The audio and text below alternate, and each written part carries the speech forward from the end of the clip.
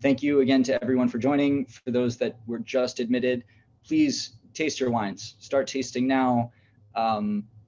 Maybe don't finish all 4 bottles if you have them by the end of the half hour, but if it's your day off, by all means, live your life.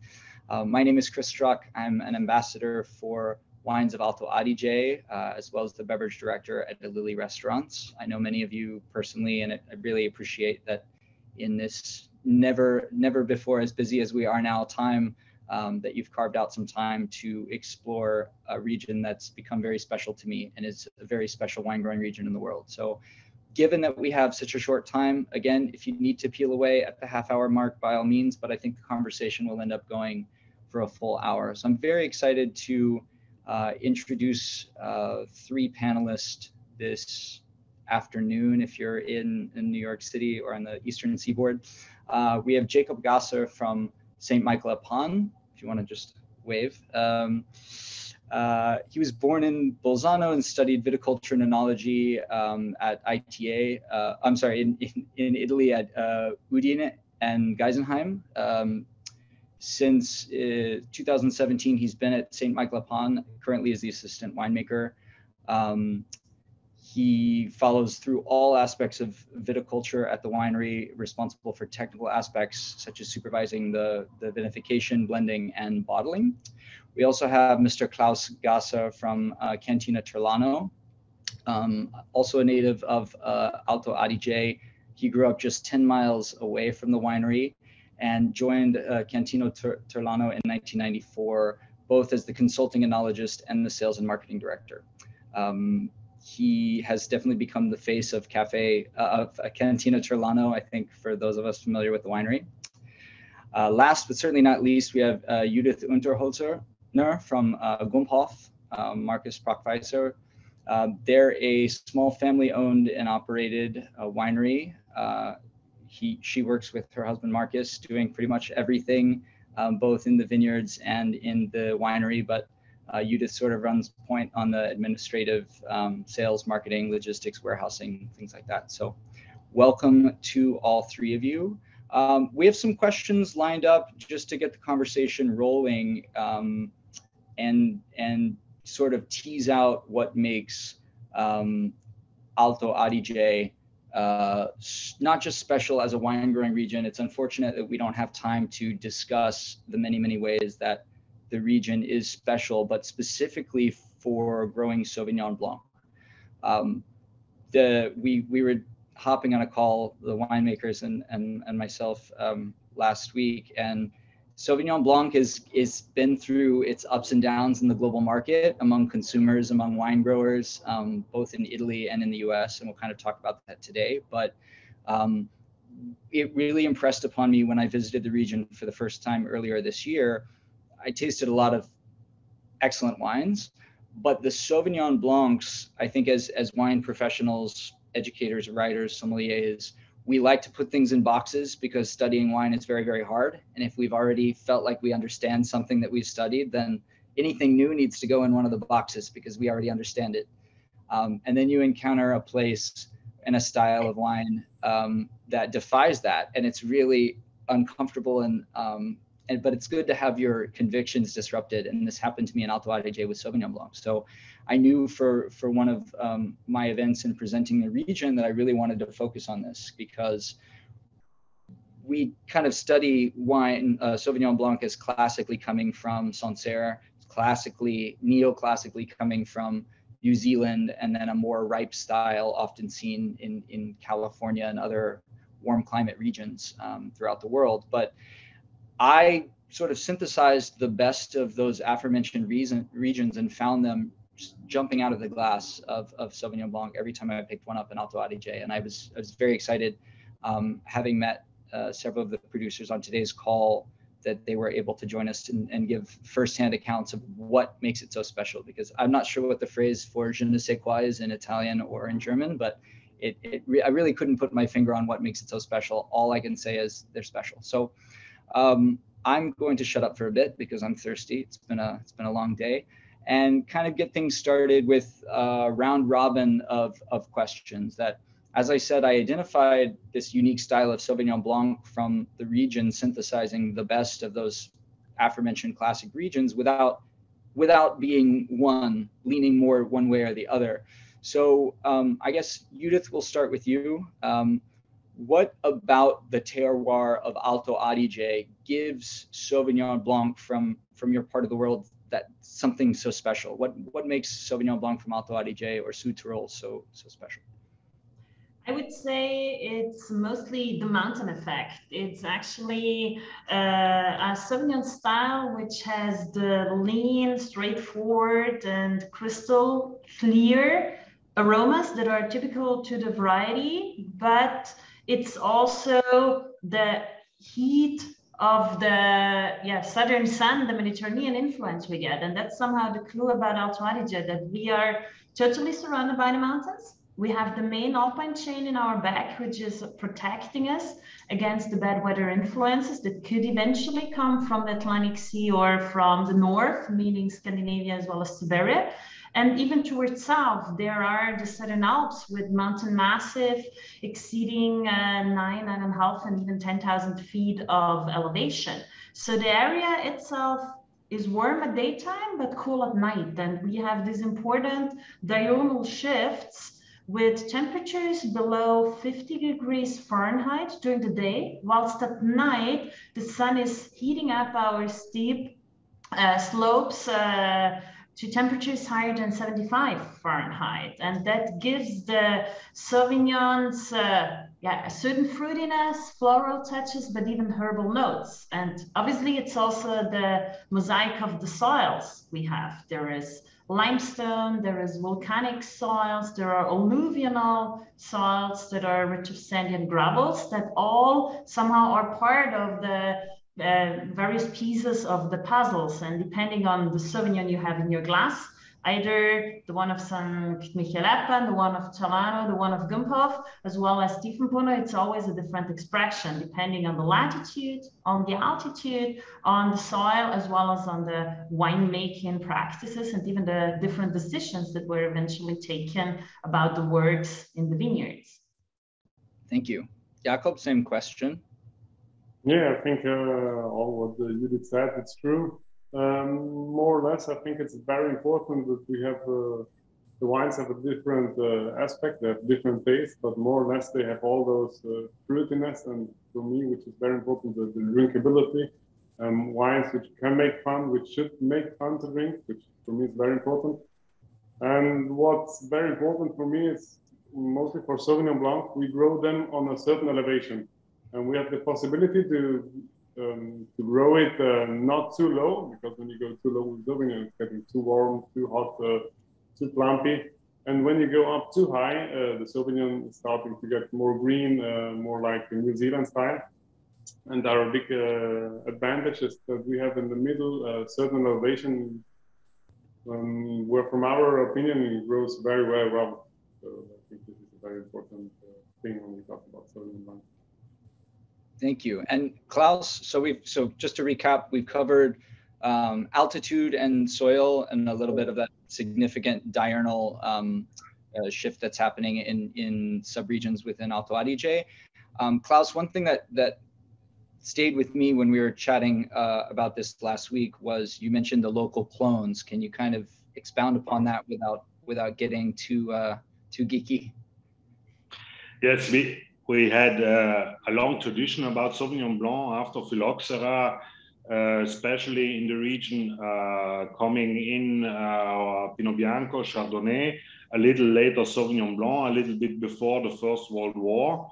So basically we used in the first time the Sauvignon Blanc, we blended it, but we used it for example, at Terlano for the classic Terlano blend. But we start in 1957 to embottle this, and so we have still in bottle back the vintages to 57.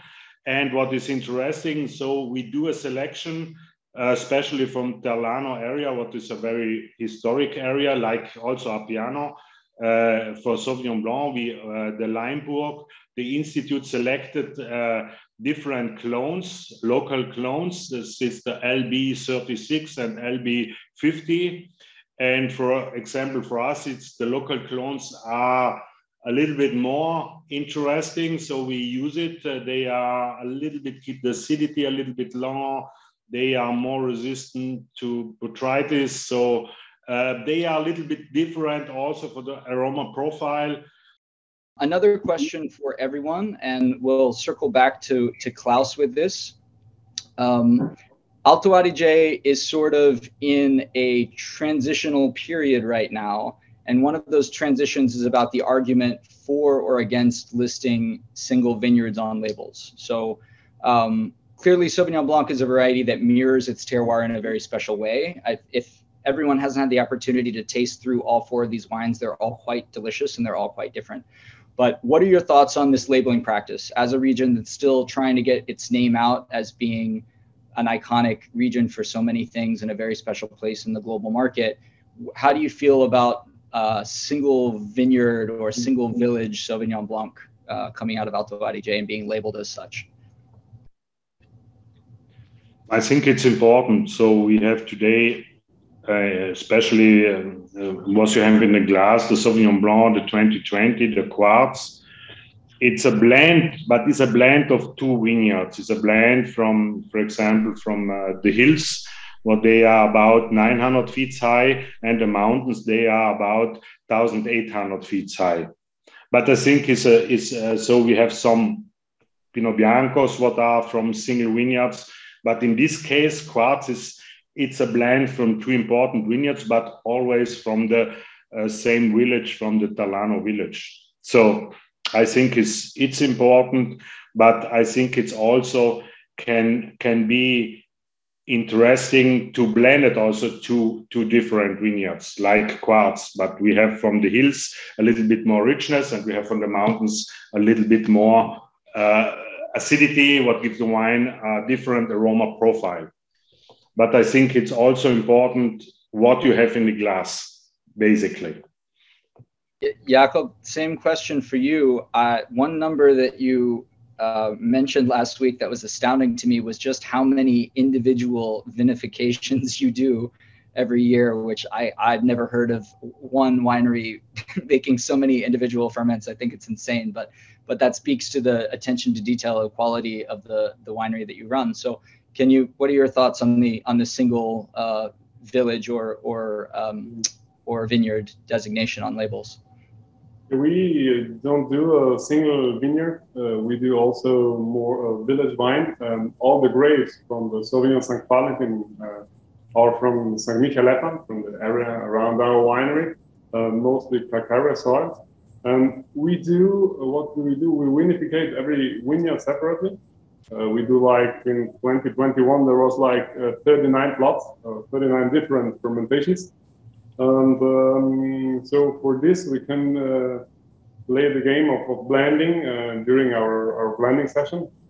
As also Klaus mentioned, we have also some higher vineyards which go more for the acidity, more for the fruit, and we have some lower vineyards which are more full-bodied, more richness.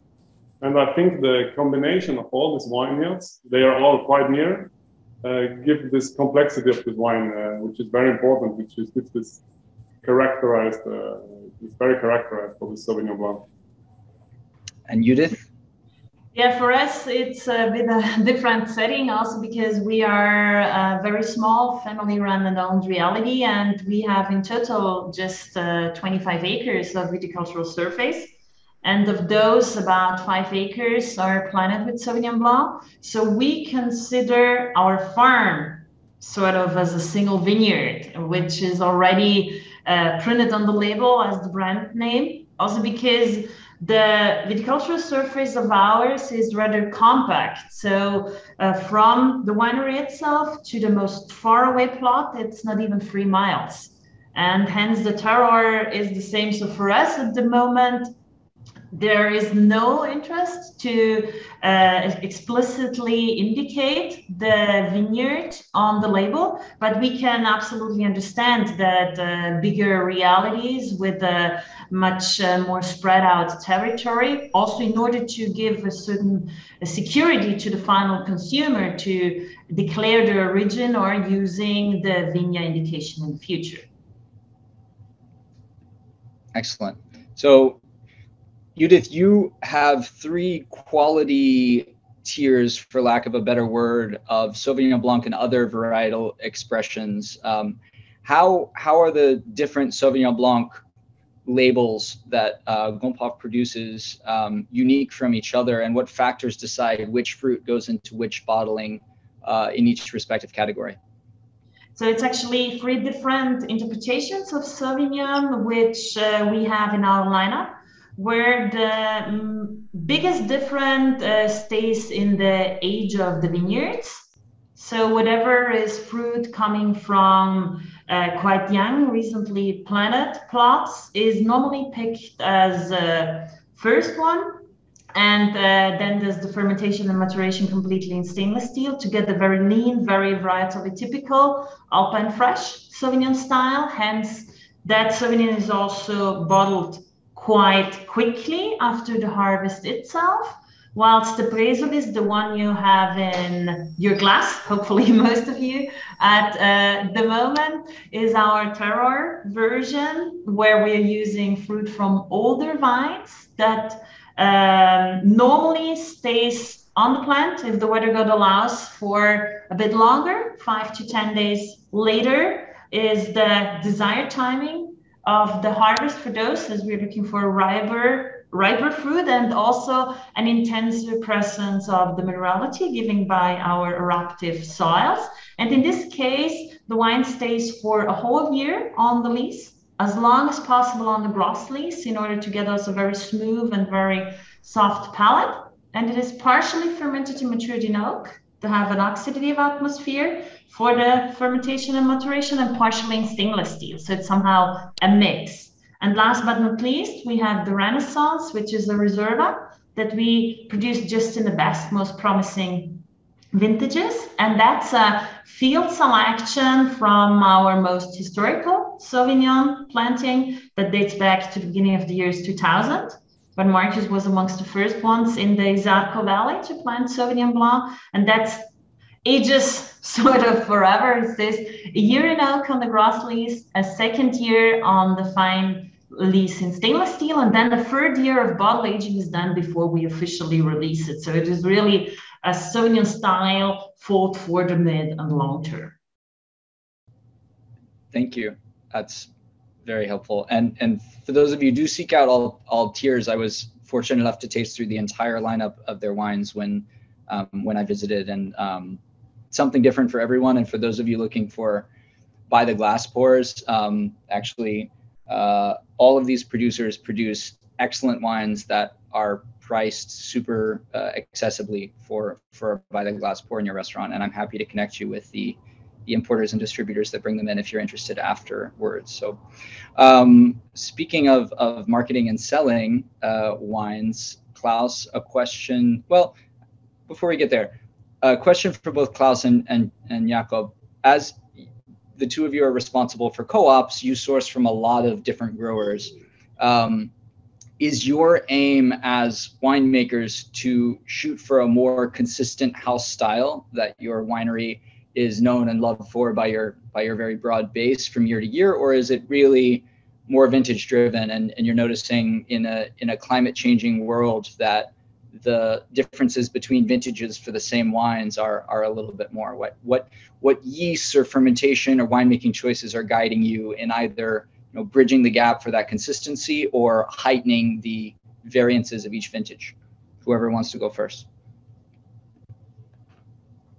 I think it's a short way to think only about style. I think for us it's the main thing is to make especially what Judith tell you before. It's we need old wines, we need old vineyards, and when you have old vineyards, you have less flavors than Sauvignon Blanc. You need to note changed after 10 years, changed a little bit the flavors, changed a little bit the taste. So when you have old Sauvignon Blancs over 30 years old, you have much more, I won't say terroir style, you have much more saltiness, you have much more a mineral style, you have not so loud nose, not so rich aromatics.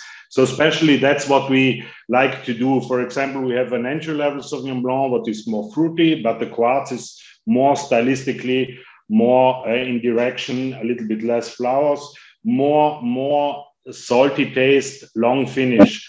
So we want to keep this style. We want to keep this mineral style in our wines, and we do it. When you taste from us, for example, 61, it's not so different. It's not so different. It's going in the same direction. Sure, it's different, and it's many years, but it's basically we don't look a style what is too much flavor and too much sweetness, and also we look for, especially we pick the grapes not too early but also not too late. We look for perfect ripeness, but that's also a guarantee for the future. Then for us it's also important these wines have a minimum aging potential for 20 years so and more. Klaus, I don't know if I ever told you this, but a bottle of quartz from Cantina Terlano was the first bottle of Alto Adige wine that I ever remember drinking. It was in college, and I wish I had bought 2 bottles to be able to see what that same vintage would taste like today, but that was my gateway wine into the region, so I guess I'd never have a chance to really thank you. Fantastic.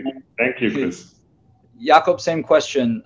More house style, more vintage, 1-2 punch. I did taste significant differences. You were very kind enough to break out some of the older bottlings along with Terlano of some of your wines when we visited, and I definitely saw the arc of evolution, but also in recent vintages how different they were. Yeah, I think every great winery or every winery has a certain house style, which is in the DNA of a winery. If you do good winemaking, you have Klaus said old vineyards. You have a certain DNA which you cannot change by winemaking style. We have a certain winemaking style.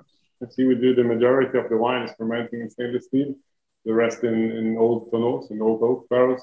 This is a certain style we drive, but it's not like winemaking. It's not like cooking.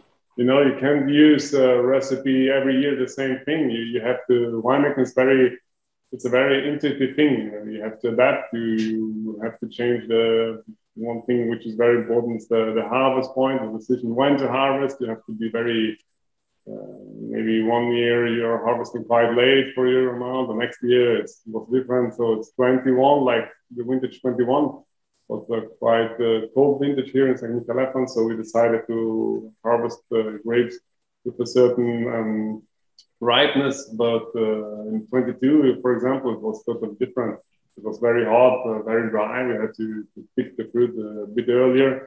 But I think the style of the wine, the identity is always the same.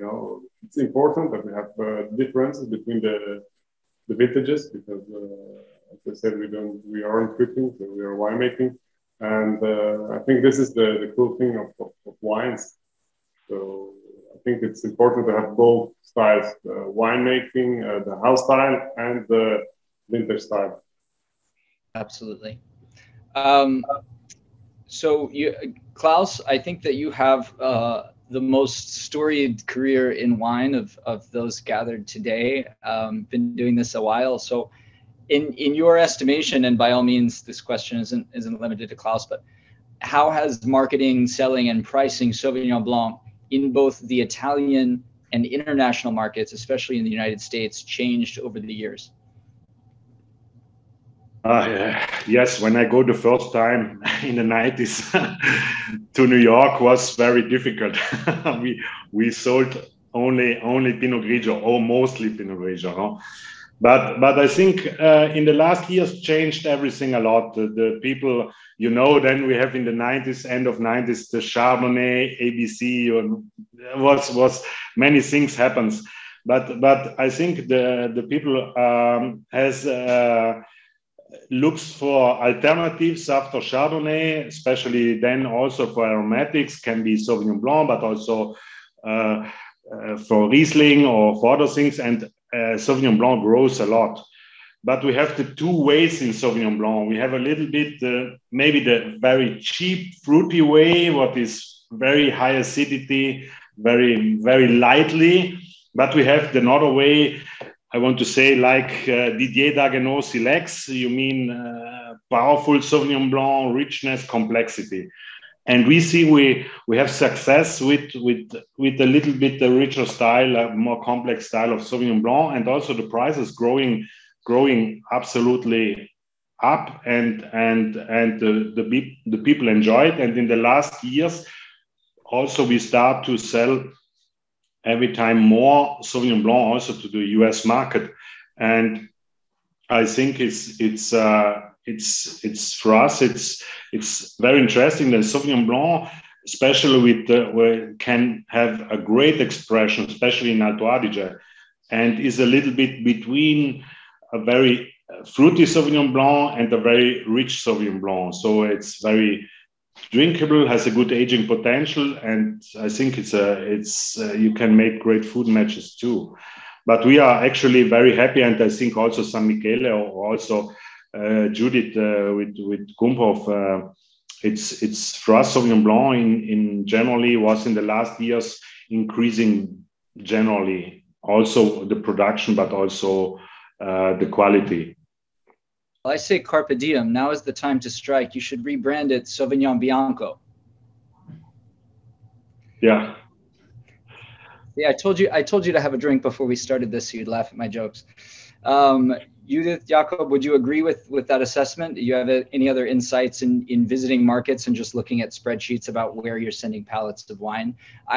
Before you answer, a quick aside was I would ask the question of different wineries that we visited in the region, you know, what's your number one export market? And I think almost all of them said Italy, because Alto Adige, historically, the more you learn and read about it, you know, is a reluctant Italian region, but they are really distinct. They're not quite Italian in the same way that Sicilians wouldn't quite identify as being Italian. But I think that makes it all the more special and all the more culturally rich. But I thought it was funny. I said, okay, no, after Italy, what's your number one export market? But go ahead. You have Jakob or Judith? Yeah, so for us, the Sauvignon Blanc is the most exported white wine we do, not only in the United States, but even regarding sales to other international markets. So I can absolutely agree with what Klaus underlined in his statement. Yes, for us too, Sauvignon is growing, as Klaus said. Not only at St. Michael-Eppan, but in all Alto Adige, the quality of Sauvignon is rising. I think the people outside of Italy or Alto Adige are looking for quality Sauvignons, but now we are also able to produce Sauvignon every year with a certain level. They are very different, but they are always good. They are always clean, which is very important for South Tyrol. You have always this drinkability. And so this is a thing which is very important. So, and also Sauvignon from Alto Adige can age very well. And I think this will help. This builds confidence to the people and will help to bring Sauvignon even more, to make it even more important to the customers. I think that Sauvignon Blanc we've all seen from both the grower and winemaking side, as well as the sales and journalism side. From what Klaus described in the 90s is like, okay, why are we all now talking about Sauvignon Blanc? Why is it in vogue? But what I guess an additional question for everyone, and this is where I will leave the questioning and also open up the floor if people have questions that they have, maybe based on the wines that they've tasted or comments about those wines. You brought up Dagenot. I did not. Obviously, there is a super premium strata that comes with a growing super premium price for Sauvignon Blanc. And then there are still Sauvignon Blancs in the world that are sold for sub $10 US a bottle. I'm not saying that they're very drinkable or very delicious, but they exist. So in terms of the premiumization of Sauvignon Blanc as a grape, and the opportunity Alto Adige has to skew up instead of down, to skew quality instead of quantity, do you think that there is a market for premium Alto Adige Sauvignon Blanc, where people are recognizing how special it is and willing to spend, say, 40 plus US dollars a bottle? I think for us, yeah, we find also the middle way. No, we have also Sauvignon Blancs what are not plus $50 or more. We have also Sauvignon Blanc but plus $25. I mean, so but I see it's growing. But I think the style of Sauvignon Blanc in Alto Adige, it's different. You have a little bit more richness. You have a little bit more balance. It's a little bit easier and very softer to drink it, but with I think with a incredible aroma profile. And then you have the distinctive styles like Gump offers make a fantastic Sauvignon Blanc. Also some Michael-Eppan. They have more calcareous soil. We have, for example, volcanic soil. So you have. It's funny also to see the difference. No, we have the soil. It's extremely rich on silicate.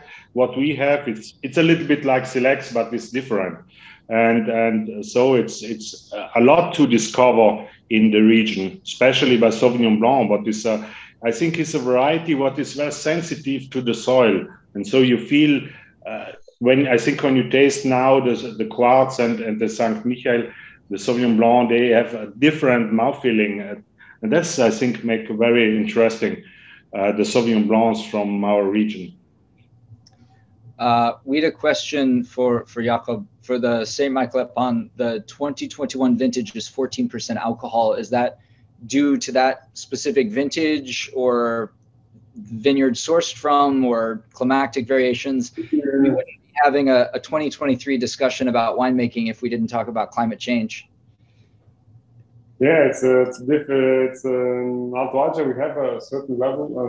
When we do want to harvest the grapes, in our term, like we do, on a certain ripeness, you have for sure a certain amount of alcohol in all Alto Adige because we have those very warm days, as Judith mentioned all in the beginning of the Zoom meeting. We have those very warm days with very hot temperatures, and then we have by night those very cold temperatures, and this is the ripening is going very, very, very fast, you know. So you can harvest, if you harvest maybe a Sauvignon in St. Michael-Eppan, we do our projects, we are testing, and if you are harvesting Sauvignon with like 12% of alcohol, it's very green, very acid, very hard, you know, and it doesn't make fun to drink, you know, only because it's written 12% on the bottle. It doesn't mean that the wine is cool to drink. So I think it's a little decision, but I think it's, yeah, till now it's difficult to go under 13% of alcohol. For me, with the style which we are doing, it's a great Sauvignon.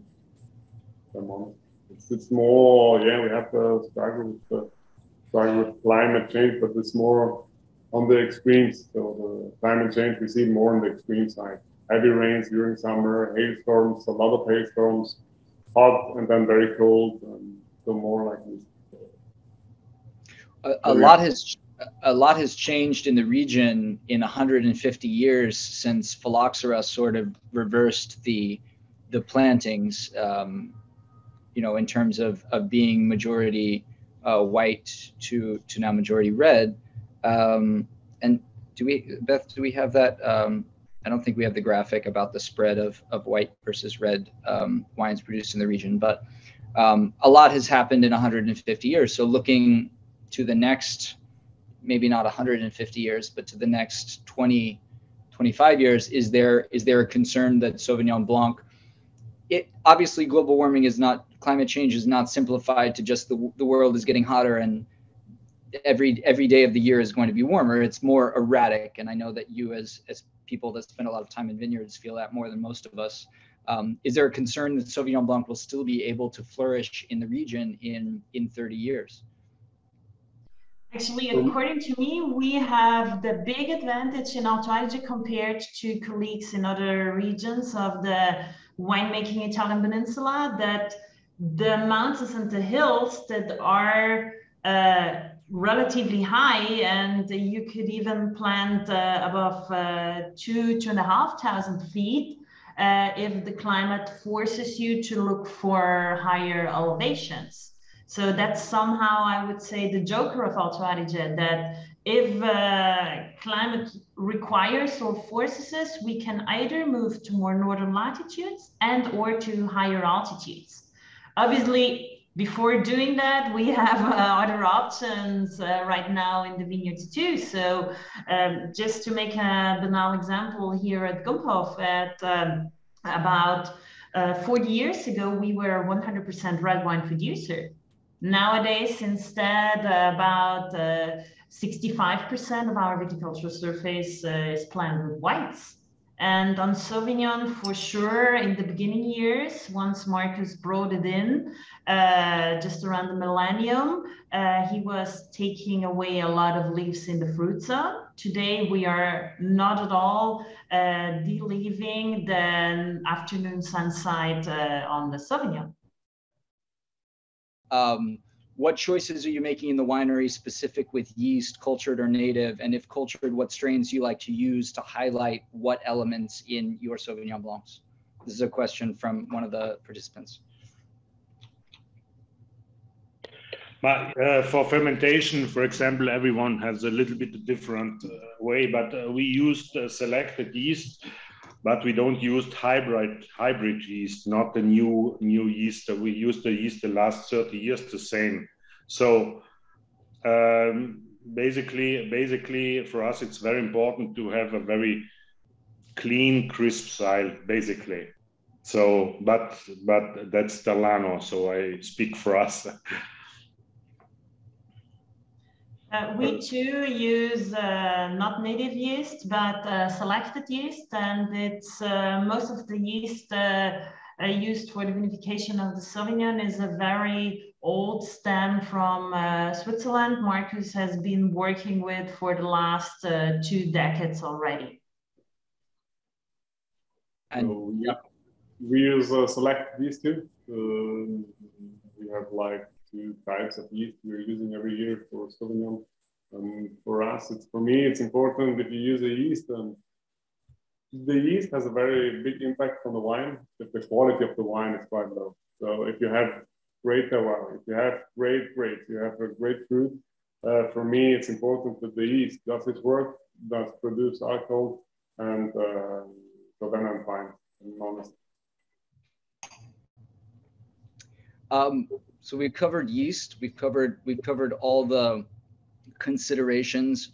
We haven't, forgive the pun, dug as deeply into the options that you're able to work with in your spice box, particularly Jakob and Klaus, who are able to source from a little bit further than the backyard that Judith has, which is a beautiful and steep terraced backyard. But we've discussed how we internally, Klaus mentioned it last week, that dolomitic limestone, which is a very unique limestone to Alto Adige, this calcareous quality gives shoulder and richness to Sauvignon Blanc, and how sandy soil, gives a delicacy, and maybe discuss how the volcanic, the porphyry, like about the, you said it's not a recipe, but if you've got fruit coming in from these more significant porphyry or limestone or sandy vineyards, how are you calibrating that in what you think the blend might look like? Or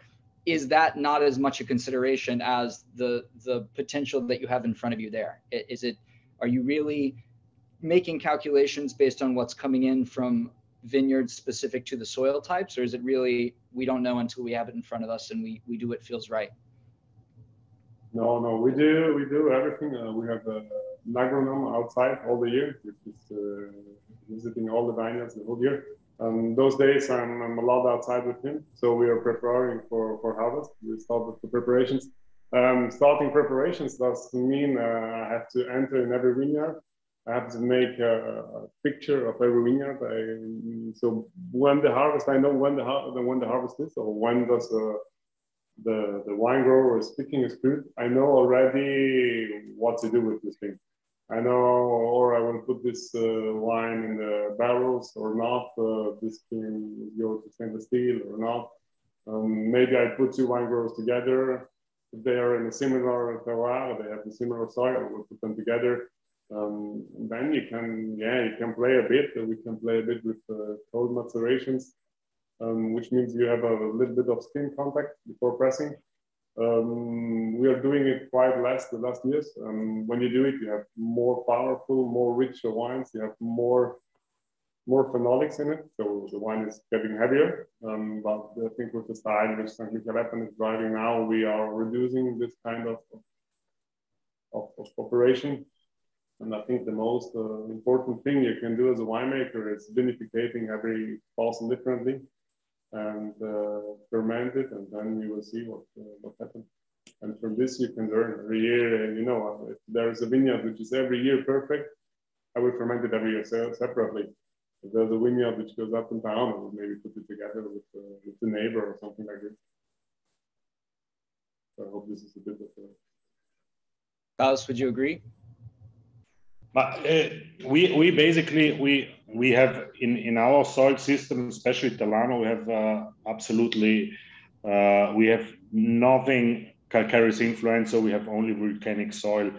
It's absolutely, we need to react. So for example, we try to be very careful with oak. So especially we used not new oak, some old casks.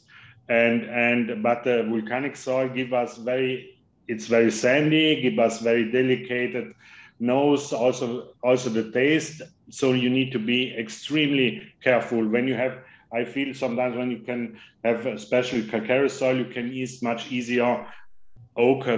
You can use Tonneau or also maybe Barrique. It's up from some producer. So you need to check it this in a and you need to have a special feeling, especially volcanic soil. It's always a little bit very elegant, and you need to be very careful. And you need to select it. Basically, for us, it's very important to keep the same, especially in the vineyards, to have the old vineyards, and especially in the volcanic soil, to have this expression, what is very typical for Sauvignon Blancs of volcanic soil, what is especially the style of the Terlano terroir. But and we grow these plots the last 50-60 years, and basically are always the same plots, what give us the best results basically. Well, if anyone has any last-minute questions that they wish to propose, we will take them for the next few minutes. I would like to thank all three of you for making the time. I think it was super informative. If you enjoyed this and you want to explore Alto Adige further and intimately with different winery representatives from the region, this virtual series, this is just the first one. My counterpart in Texas, who has been silently on this call cheering me on and also intimidating me because you don't want to look foolish in front of your colleague, but Tiffany Toby and our colleague in California will be each doing these virtual sessions, not all about Sauvignon Blanc. The next is the two Pinots of Alto Adige, Bianco and Nero, on August 21st at noon Eastern time, as well as Alto Adige's quality-focused co-ops. The majority of the wines produced in the region are produced by co-ops. So it's one of those handful of regions of the world where the co-ops are upsetting any notion that you have that co-ops aren't capable of making world-class wines, because we had a lot of incredible wines and most of them produced by co-ops. So it was nice to have representation today from both the small family winery as well as co-ops, which are more indicative of the region. So the Alto Adige's quality focused co-ops on August 22nd at 1 p.m. Eastern time. If you haven't already, please register. And if you need the link to register, you can DM me on Instagram or Alto Adige Wines on Instagram, and we will get you set up for that. But thank you so much to the attendees and to the producers for being here. I do hope you're able to make it to Alto Adige.